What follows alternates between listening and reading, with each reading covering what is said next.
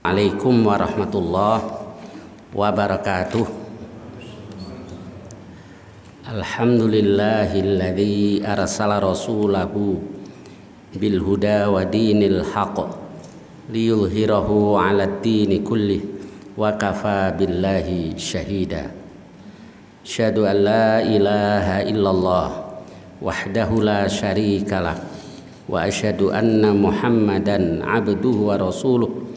Allahumma salli wa sallim wa barik ala nabiyyina Muhammad wa ala alihi wa sahbihi ajma'in, amma ba'd. Kita lanjutkan kajian kita bab ke-19 dari Kitabuz Dzikri wad Du'a, yaitu babut tasbihi awalan nahar wa 'indan naum.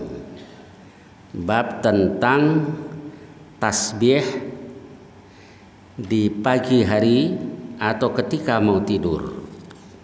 Jadi sebagaimana sudah kita bahas di awal, bahwa bab-bab dan urutan-urutannya yang ada di Al-Lu'lu' wal Marjan itu diambil dari Sahih Muslim. Cuma matan hadisnya nanti diambil dari Sahih Bukhari. Nah, hadis yang disepakati oleh Bukhari dan Muslim, kadang-kadang di dalam satu bab itu ya cuma satu. Contohnya hadis ini. Kalau babnya sih bab tasbih pagi dan ketika mau tidur. Tapi yang dicantumkan di sini satu hadis saja karena ini yang muttafaq alaih. Nanti kalau kita lihat di Sahih Muslim, banyak hadis-hadis yang mengajarkan kepada kita zikir di pagi hari, di sore hari dan seterusnya. Baik, kita lihat hadisnya. Haditsu Aliyin anna Fatimah alaihas salam. Hadis Ali bahwa Fatimah alaihas salam syakat, dia mengadu, matalqa min atharir roha. Fatimah itu mengadu tentang bekas penggilingan.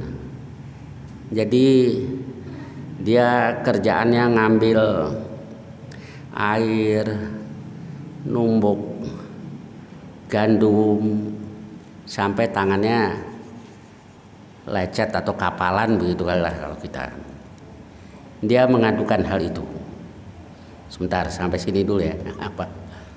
Berarti gimana itu kalau ada yang katakan cari di Quran atau di hadis, nggak ada tuh kewajiban perempuan memasak, mencuci dan seterusnya. Iya benar. Tapi kalau dibalik pertanyaannya, ada tidak ayat atau hadis yang menjelaskan bahwa nyuci masak kewajiban suami? Enggak ada juga. Berarti gimana dong? Nah, ini Fatimah tuh sampai lecet-lecet tangannya. Berarti ya gimana baiknya gitu. Kalau memang kaya, ya udah cukup pakai pembantu biar istrinya tetap terlihat cantik kan gitu ya. Kalau kaya. Kalau memang sederhana ya sudah sama-sama dikerjakan bagaimana baiknya. Jadi bil ma'ruf, dengan cara yang baik. Jadi urusan seperti itu nggak perlu terlalu nggak perlu dibesar-besarkan, sebab yang ada perintah bagi suami itu memberikan nafkah gitu. Baik, kemudian Nabi juga kadang-kadang membantu istrinya, begitu kata Aisyah. Rasul itu biasa membantu pekerjaan istrinya. Cuma bedanya begitu dengar adzan, kata Aisyah seolah Nabi tidak kenal kami. Jadi begitu dengar adzan ditinggal sudah. Jadi kan dalam urusan tadi bagaimana baiknya gitu ya, nggak usah terlalu di ini. Apalagi kalau nuruti ini ya, nuruti adat, nah jadi menyusahkan diri sendiri.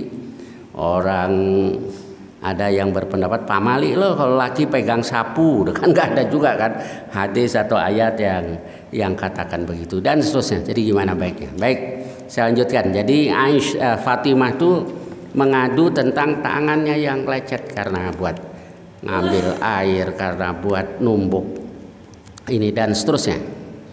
Kemudian fa'atan nabiyya sallallahu alaihi wasallam sabiyun, datang kepada Nabi tawanan. Tawanan itu kan bisa dijadikan sebagai budak. Kemudian fantalaqat falam tajidhu. Fatimah datang ke tempat Nabi, dia tidak mendapati Nabi, nggak ketemu sama Rasul. Maksudnya mau minta pembantu lah. Fa wajadat Aisyah.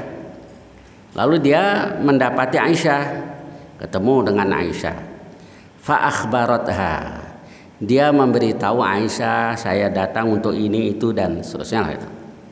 Falamma ja'an Nabiyyu sallallahu alaihi wasallam. Ketika Nabi sallallahu alaihi wasallam datang, akhbaratu Aisyah bimaji'i Fatimah. Aisyah memberitahu Nabi tentang kedatangan Fatimah.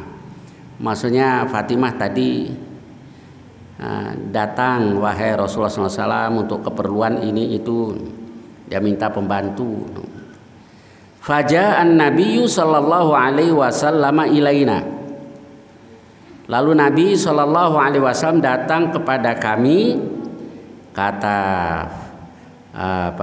Ali, waqad akhadna madaji'ana, padahal kami sudah mau tidur, sudah rebahan.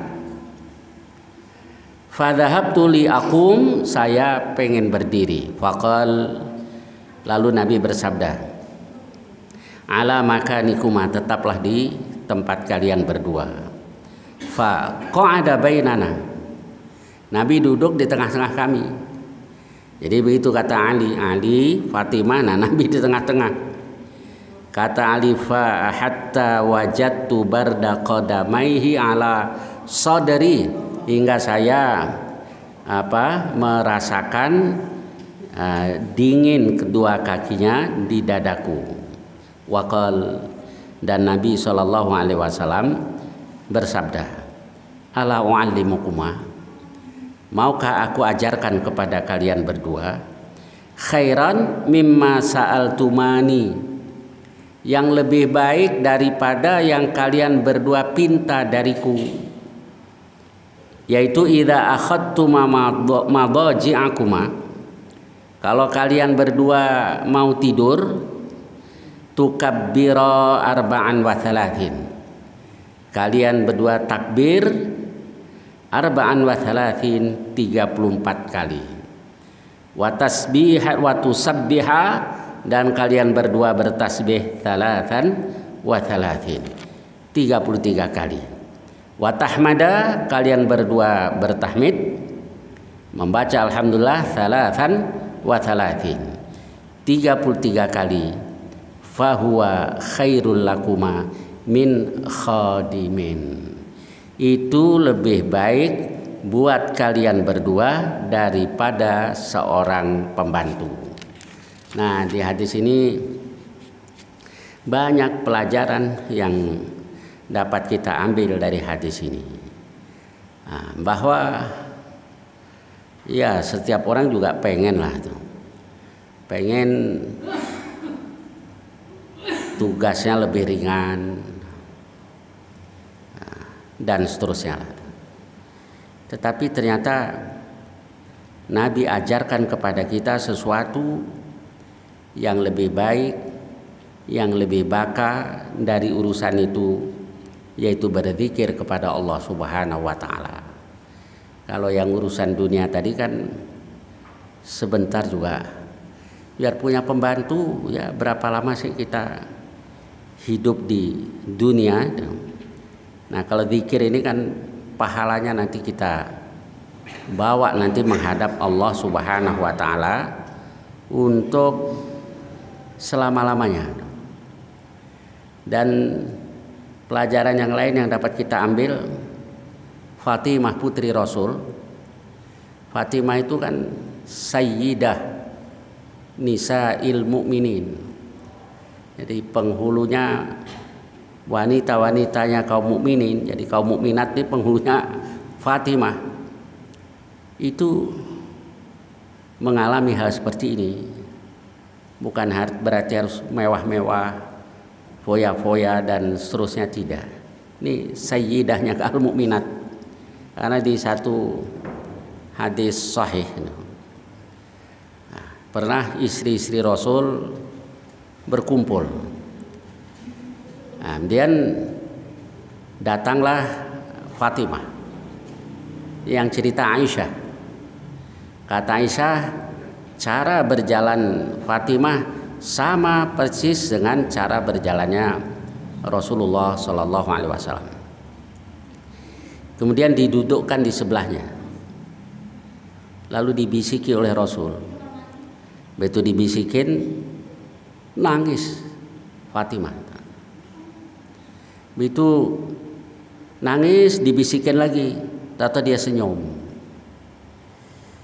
Selesai, dia ditanya oleh Aisyah, wahai Fatimah, engkau rupanya diistimewakan oleh Rasul dibanding dengan istri-istrinya ini, diistimewakan dengan satu rahasia. Boleh dong saya tahu apa itu yang dibisikkan oleh Rasul? Oh, nggak bisa. Itu adalah rahasia Rasulullah Sallallahu Alaihi Wasallam. Begitu kata Fatimah.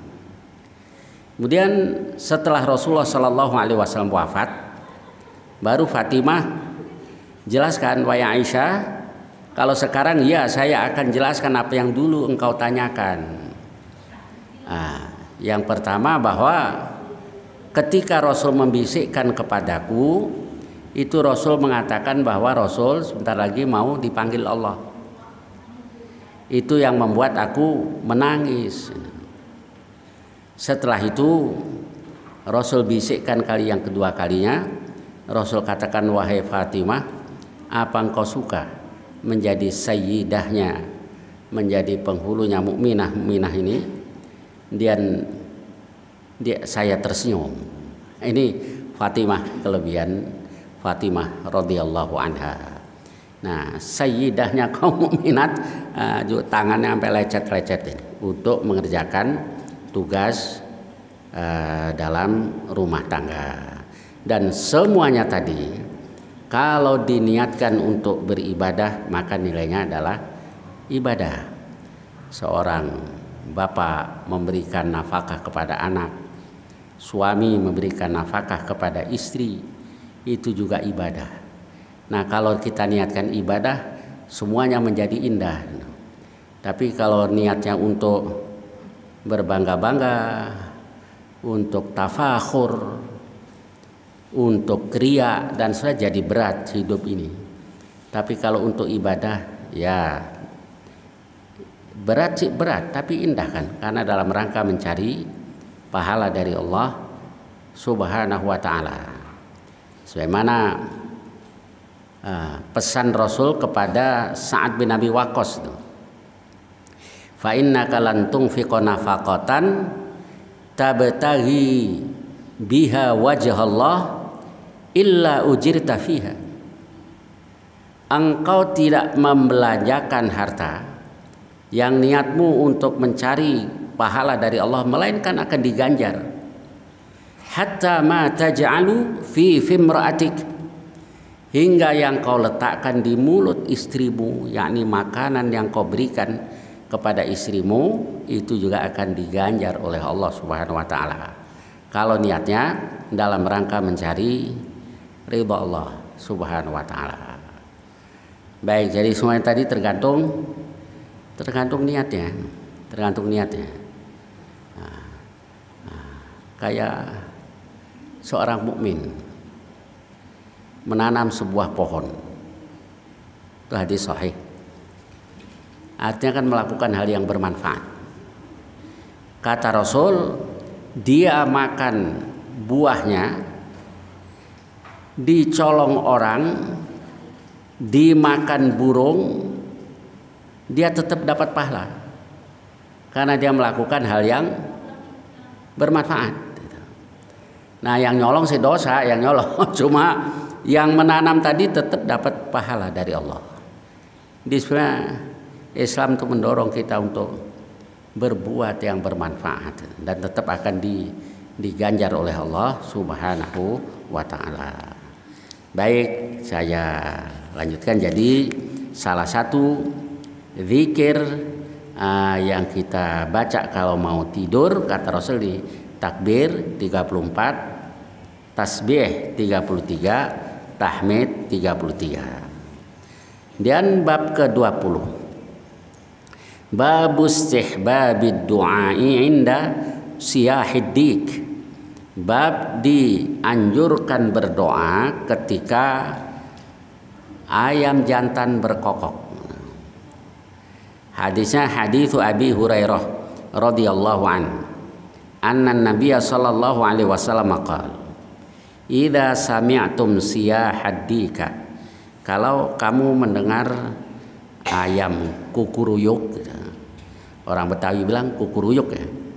Nah, kalau orang Jawa cukurukuk, orang Madura kongkorongo, tuh kan kupingnya beda-beda ternyata ya. Kukuruyuk. Ada juga saya tanya suku apa itu, gimana kalau nanti ya jadi ayam itu beda-beda. Itu kata Rasul, fas'alullaha min fadli, mintalah kepada Allah sebagian dari karunia-Nya. Jadi dengar ayam kukuruyuk disuruh minta apa saja dari karunia Allah.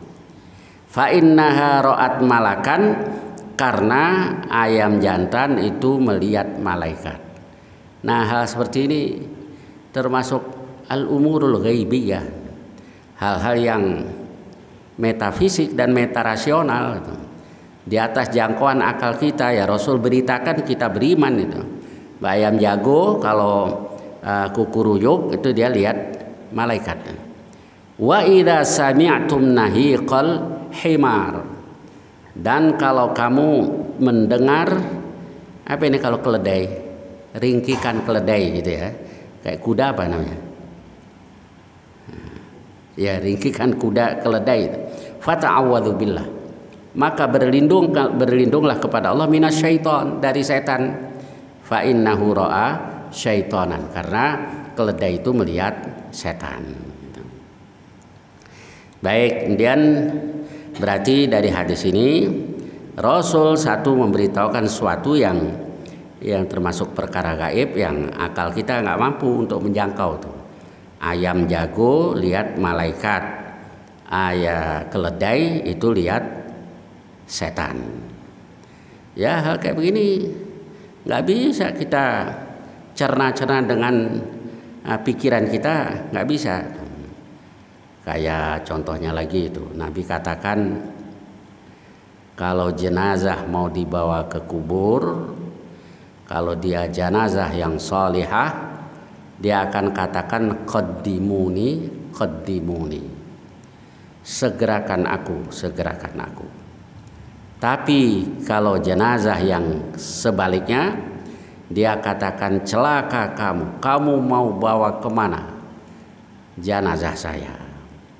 Yasma'uhu kullu insan, yasma'uhu kullu syai', suaranya itu didengar oleh segala sesuatu illal insan, kecuali manusia. Wa idza sami'ala sa'iqah, kalau manusia dengar, manusia akan pingsan. Kalau mendengar teriakan jenazah, roh jenazah yang mau dibawa ke kubur. Nah, ini contohnya hal-hal yang seperti nggak usah kan ada di antara kita itu yang berusaha untuk tidak percaya dengan hal-hal seperti ini, padahal yang memberitahukan Rasul, lalu ditakwil, diinterpretasikan. Nah, ini namanya sok tahu kita. Justru Al-Quran dan Sunnah Rasulullah Sallallahu Alaihi Wasallam itu mengajari kita, membimbing kita, mulai hal-hal yang real, hal-hal yang terlihat kayak hujan, bumi dan seterusnya, kemudian diajak memikirkan hal-hal yang sifatnya metafisik, surga, neraka dan seterusnya. Itu banyak sekali ayatnya seperti itu. Jadi dan kadang ada ayat-ayat yang diajak kita untuk memahami hal yang sifatnya hissi, yang indrawi tadi, yang bisa diindra, terus kepada hal yang sifatnya maknawi. Contohnya, watazawwadu, berbekalah kamu. Nah, tapi selanjutnya diajak melompat ke atas yang sifatnya maknawi, yaitu fa inna khairaz zadi taqwa. Sesungguhnya sebaik-baik bekal adalah takwa. Nah, jangan lantas diartikan begini, ya udah nggak usah berbekal, yang penting berbekalkan takwa, kan sebaik-baik bekal. Nggak begitu. Justru sababun nuzulnya ayat itu karena ada orang-orang yang datang ke Mekah nggak bawa bekal, akhirnya nyusahin penduduk Mekah kalau haji atau umroh. Maka Allah perintahkan kalau haji ya berbekalah kamu. Tapi ingat, fa inna khairaz zadid taqwa. Nah, ini kan dari hal yang sifatnya materi, yang hisi, kemudian kita diajak kepada hal yang sifatnya maknawi. Dari pakaian, disuruh pakai baju penutup aurat. Lalu Allah ajarkan walibasut taqwa dzalika khair. Dan pakaian takwa itu yang lebih baik. Jadi pakaian yang sifatnya hisi ini kemudian diajak memikirkan pakaian yang sifatnya maknawi, yaitu takwa. Jangan lantas sudahlah yang penting bertakwa, nggak pakai jilbab juga nggak apa-apa, yang penting bertakwa, yang penting hatinya baik. Kadang orang gitu ya.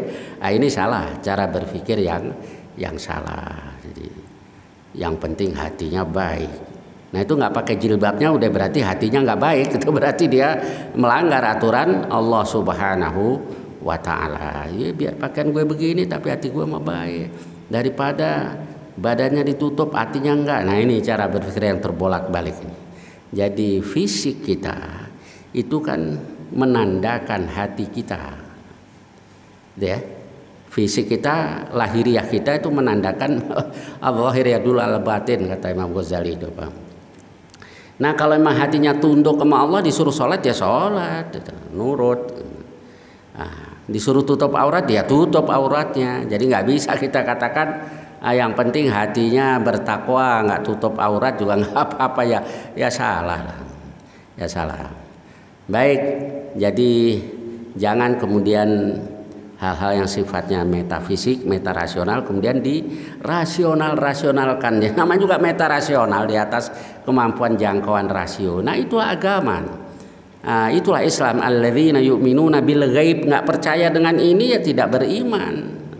Beriman kepada yang gaib. Bukan irasional hal seperti ini, tapi metarasional, di atas kemampuan rasio. Kalau 1 tambah 1 ada 2 itu rasional kan. 1 tambah 1 ada 5, nah itu irasional. Tapi urusan sorga, neraka, kubur, adab kubur, mahsyar dan sebagainya itu metafisik dan metarasional, di atas jangkauan akal kita. Nah, dalam beragama seringkali kita diajari hal seperti ini. Contohnya, hitungan matematis itu kan disuruh juga kita pakai. Contohnya zakat. Zakat pakai perhitungan matematis. Di situ ada nisab, ada prosentase. Ya, berarti kan pakai hitungan tadi. Tapi dari satu sisi kita diajari melebihi hal yang sifatnya matematis tadi. Nah, itulah mizan Allah. Contohnya Nabi SAW katakan, "Thalathun uqsimu alaihin." Ada 3 yang aku bersumpah. Salah satunya apa? Manakusat malun min sodaqoh. Harta tidak akan berkurang karena sodakoh. Coba kalau pakai matematik 100 dikurang 10 ya pasti tinggal 90 lah. Tapi kita diajari oleh Allah dan Rasulnya untuk berpikir yang melampaui itu. Jadi dua-duanya dipakai, menghitung nisab zakat, prosentase zakat ya pakai perhitungan matematis. Tetapi di balik itu diajari juga bahwa harta tidak berkurang karena sedekah. Nah, ya ini rasionalnya gimana ini? Ya, kalau Allah menghendaki urusan yang mudah bagi Allah, untuk membukakan atau menunjukkan pintu-pintu rizki kepada seorang hamba yang bersedekah. Yang kedua, wa ma tawadhu'a 'abdun lillahi illa rafa'. Seseorang tidak tawadhu' lillah karena Allah, melainkan Allah angkat derajatnya. Tawadhu itu kan rendah hati. Kalau pakai pikiran, apalagi pakai nafsu, rendah hati ya diinjak orang nanti nggak dihargain. Karena ada orang yang begitu ya, nggak mau tawadhu, kalau ngomong terus membubung tinggi setinggi tingginya, tetap aja deh rendah gitu ya. Kalau tidak tawadhu. Nah, tapi Nabi katakan seorang hamba tidak tawadhu karena Allah, asal tawadhunya karena Allah, bukan tawadhu basa-basi. Ada juga orang tawadhu basa-basi, biarin dah orang nggak ada yang anggap saya, orang nggak ada yang hormatin saya. Nanti kalau orang tahu siapa saya hafidz Quran, saya ahli hadis, saya ini, semuanya akan cium tangan nanti. Biarin aja, sabar dulu. Ini bukan tawadhu. Jadi tawadhu yang saya tawadhu rendah hati, karena dia menyadari kekurangannya. Nah, ini tawadhu karena Allah. Illa rafa'ah, diangkat nanti derajatnya oleh Allah. Wa ma zada 'abdun bi'afwin illa izzan. Seorang hamba dengan memberikan maaf tidak bertambah melainkan kebesarannya. Jadi kalau pakai pikiran atau pakai nafsu gitu ya, gampang maafin orang nanti diremehkan orang. Rasul katakan tidak, seorang hamba yang memberikan maaf akan bertambah mulia. Nah, ini contoh mizan samawi lah gitu. Kalau kita pertimbangannya, jadi dalam banyak hal ya dua-duanya dipakai, tinggal konteksnya apa ini. Baik, jadi jangan juga mukjizat yang diberikan oleh Allah kepada Rasulullah SAW diartikan begini begitu, jadi interpretatif lah gitu. Kenapa tidak percaya dengan yang gaib gitu? Kenapa tidak percaya dengan yang gaib itu? Salah satu sabab orang itu bertakwa kalau dia alladzina yu'minuna bil ghaib. Dan mukjizah itu ya hal-hal yang khariqah lil 'adah, hal-hal yang luar biasa, hal yang luar biasa yang Allah berikan kepada para rasul. Mukjizah artinya kan yang mengalahkan. Di zaman Nabi Musa alaihissalam banyak sihir, yang lagi rame-ramenya sihir. Allah berikan mukjizah kepada Nabi Musa yang mengalahkan kemampuan saharah, kemampuan para tukang sihir. Nah, itulah mukjizah.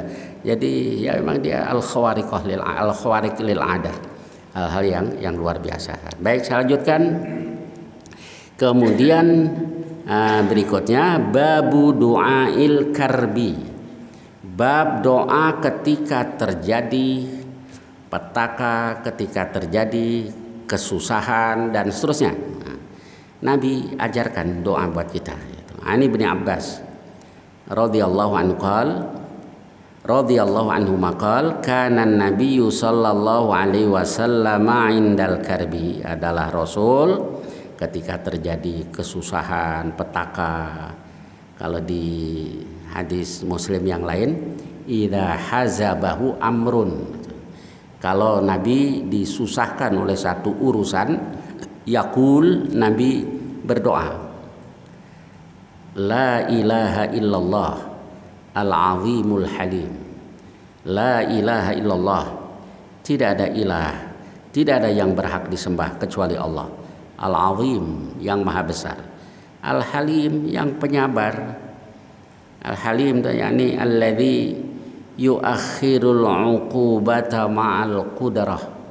Sabar itu orang memaafkan, yang menunda hukuman padahal dia mampu untuk menghukum. Ini di antara maknanya dan seterusnya. Allah, la ilaha illallah al-azimul halim. La ilaha illallah rabbul arsyil azim. Tidak ada ilah kecuali Allah, rabbul arsyil azim, pemilik arsy yang agung. La ilaha illallah rabbus samawati wal ard.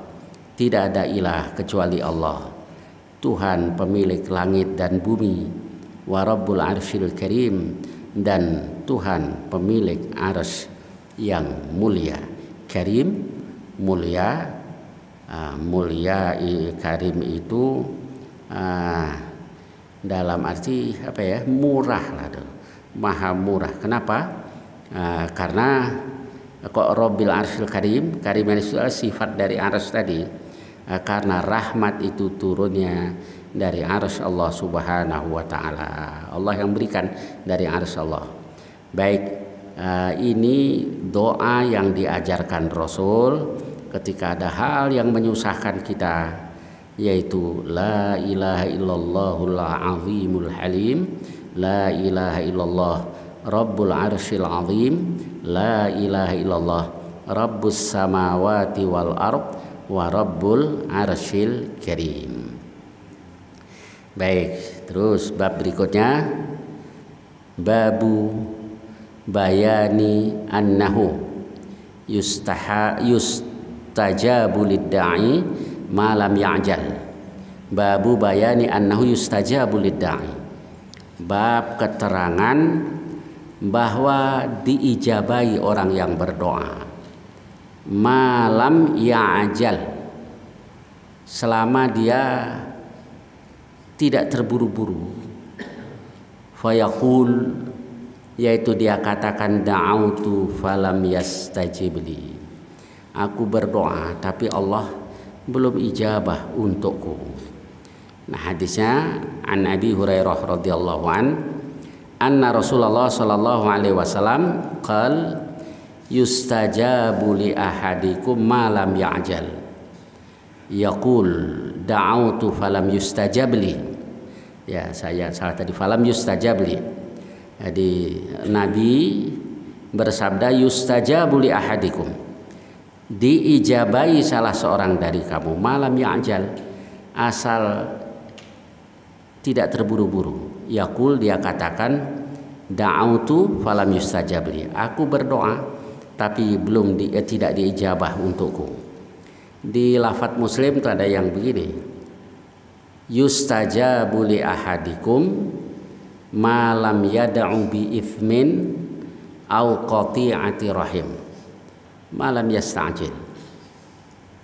Akan diijabai doa salah seorang dari kamu selama yang diminta bukan satu dosa atau soal pemutusan hubungan keluarga. Jadi doanya yang jelek-jelek nih, dosa atau asal doanya bukan itu, diijabah malam yasta'jil, selama dia tidak terburu-buru. Mal istijal, apa itu istijal ya Rasul? Nabi katakan yaqul qad da'autu wa qad da'autu rabbi, aku sudah berdoa dan sudah berdoa kepada Tuhanku, falam ara yastajibli, saya belum lihat Allah ijabah untukku. Fayastahsiru inda dzalik, lalu di saat itu dia putus asa. Fatarakat doa, lalu dia tinggalkan doa. Nah, jadi salah satu adab di dalam berdoa itu sabar, tidak isti'jal. Ibarat orang memecahkan sebuah batu besar, harus 100 kali pukulan. Kadang sudah 98, 99 kali kita sudah merasa capek. Ya, diijabah doa saya oleh Allah.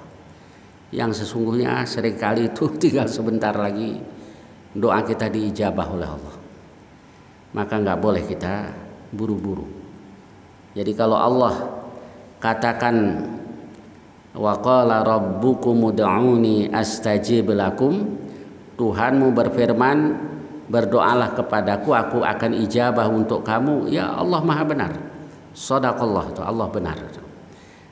Tetapi kapan waktunya itu urusan Allah Subhanahu wa taala. Dan kadang-kadang dikabul oleh Allah dalam bentuk tidak seperti yang kita bayangkan. Kita merasa belum diijabah. Ya, saya contohkan. Orang dagang warung, dia minta lancar rezekinya. Itu yang ada di pikirannya kan warungnya tadi laris. Tahu dikasih oleh Allah. Dikasih jalan rezeki lah, obyekan atau apa itu. Dapat rezeki banyak. Dia masih ngeluh aja, ya Allah kok dagangan saya masih aja seperti ini. Itu kan dikasih sama Allah tadi. dari jalan yang lain. Kemudian yang kedua, nggak boleh kita buru-buru. Soal waktu itu urusan Allah Subhanahu wa taala. Istijal itu penyakit, istijal.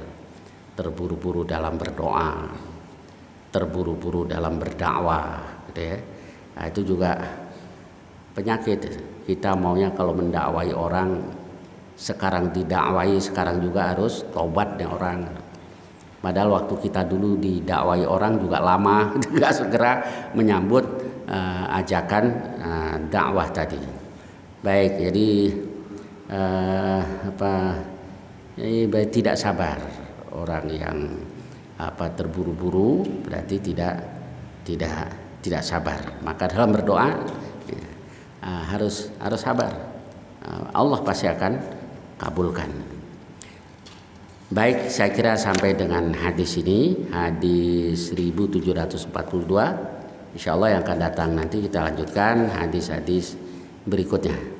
Barangkali ada pertanyaan-pertanyaan berkenaan dengan hadis-hadis tadi atau lainnya yang saya bisa, silakan, tafadhol.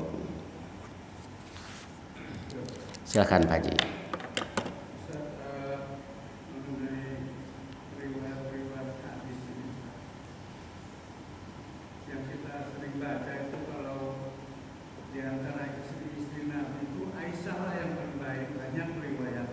Ya, betul.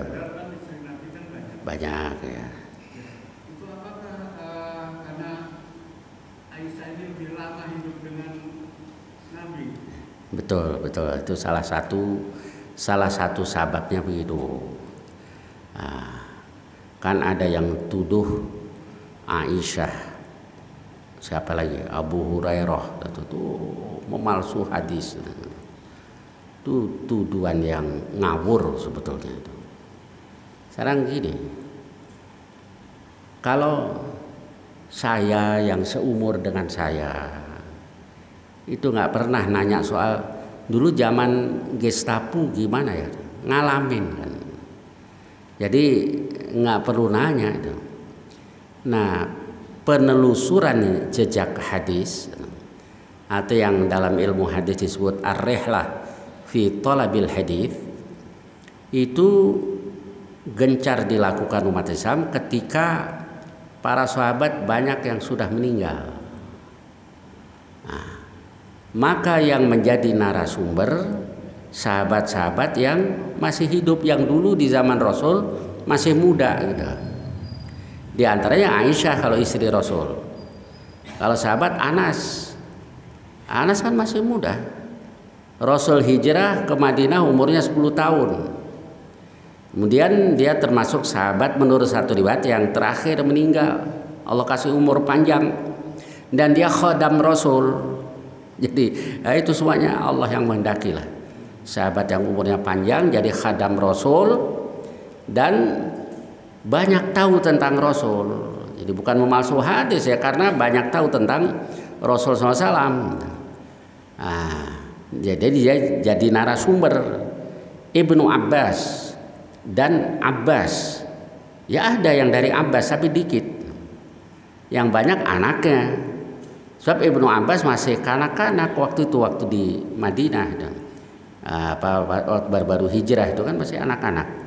Maka di satu hadis dia katakan, aku mendengar para sahabat selesai sholat, yakni berjamaah, ketika mereka yarfa'una aswatahum bitakbir. Itu di Sahih Muslim. Begitu kalau nggak salah lafadznya itu. Ketika mereka meninggikan suara bertakbir, oh berarti sholatnya udahan. Kenapa kok dia nggak ikut? Ya karena masih kecil. Jadi ya mungkin main-main tadi dia dengar di masjid, oh udahan tuh sholatnya. Nah, kemudian umurnya berarti panjang. Nah, jadi narasumber.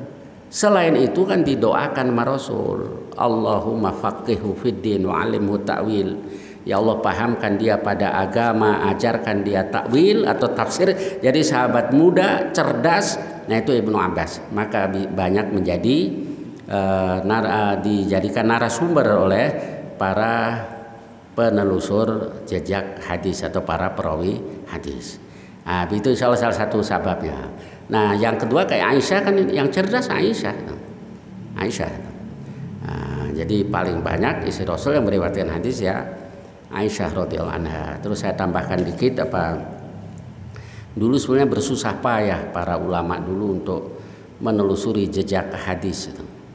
Ada yang dengar, dari mana kamu tahu hadis ini? Ini orangnya ada di Madinah, ini orang lagi di Mesir. Dari Mesir dia datang ke Madinah. Sampai ke Madinah, orangnya sudah pindah ke Syam. Dicari sampai ke Syam.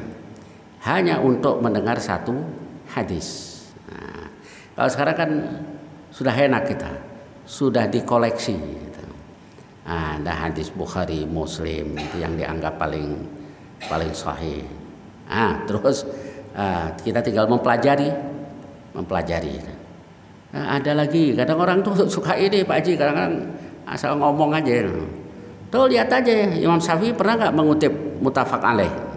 Ini gimana sih cara berpikirnya? Duluan siapa Imam Syafi'i dengan Imam Bukhari? Kan duluan Imam Syafi'i, ya pastilah beliau tidak katakan muttafaqun alaih atau rawahul Bukhari atau rawahu Muslim.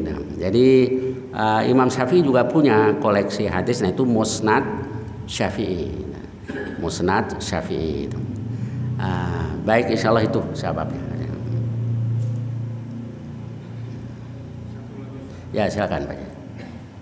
Kalau setelah selesai kita sholat itu kita kan biasa berzikir. Ya. Kemudian kalau ada sholat sunnah kita sholat sunnah. Ya. Nah, bagaimana caranya kita menegur orang kalau kita sholat berzikir, berdoa, sholat sunnah? Nah, dia ngobrol malah sama orang lain. Dia gimana? Mengganggu. Oh ya, kasih tahu aja Pak, maaf Pak. Insya Allah bahasanya beda-beda lah. Kalau kita orang Indonesia pakai maaf. Maaf Pak, saya lagi sholat atau lagi zikir. Betul. Ya nggak apa-apa, dikasih tahu aja.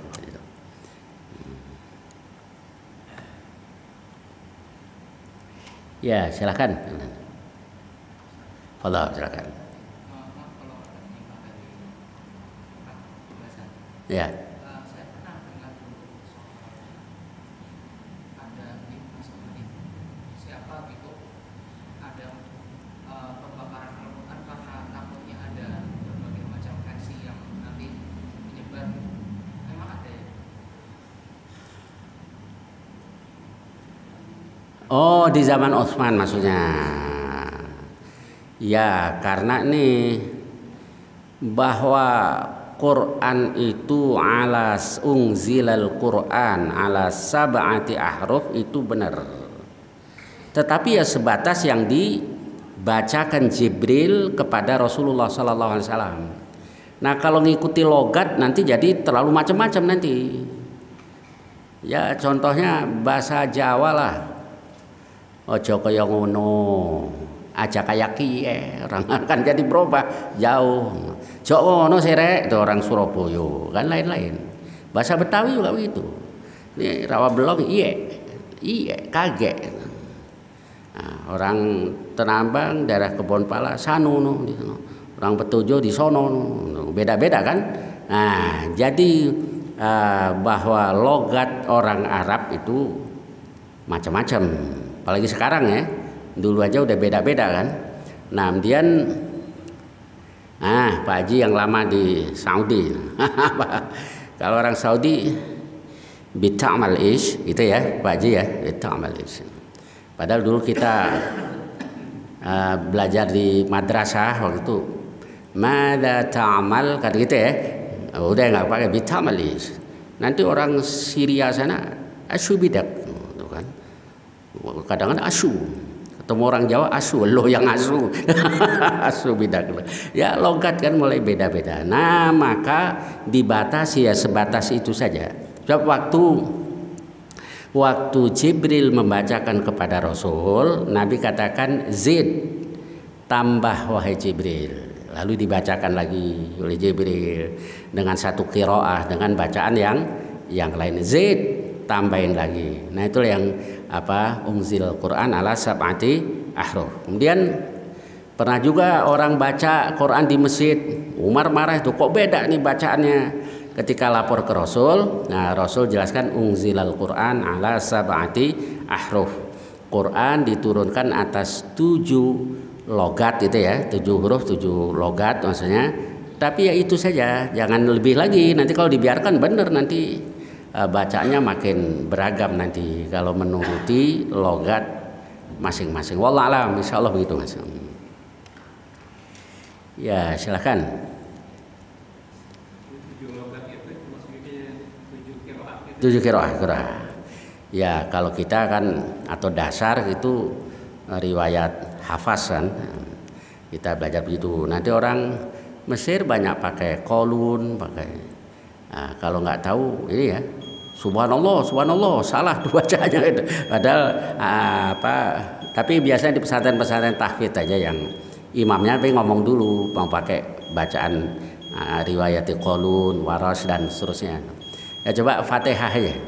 Ya yang kita pelajari ihdinas siratal mustaqim. Nanti ada juga ihdinas siratal mustaqim. Ya boleh memang ada riwayatnya itu ihdinas siratal mustaqim. Siratal ladzina an'amta 'alaihim, tuh kan? Subhanallah, ghairil maghdubi 'alaihim waladdallin. Ada juga yang kayak begitu. Cuma kalau kita orang timur jauh ini atau yang pemula-pemula yang dipelajari satu, yaitu Imam Hafaz. Satu juga nggak kelar-kelar dari dulu ya. Kalau kita minta ke guru tahsin untuk dengarkan bacaan kita, tetap aja masih ada yang salah. Baik, saya kira sampai di sini ya. Mudah-mudahan banyak manfaatnya. Wassallallahu ala nabiyina Mustafa Muhammad wa ala alihi wasallam. Walhamdulillahirabbil alamin. Assalamualaikum warahmatullahi wabarakatuh.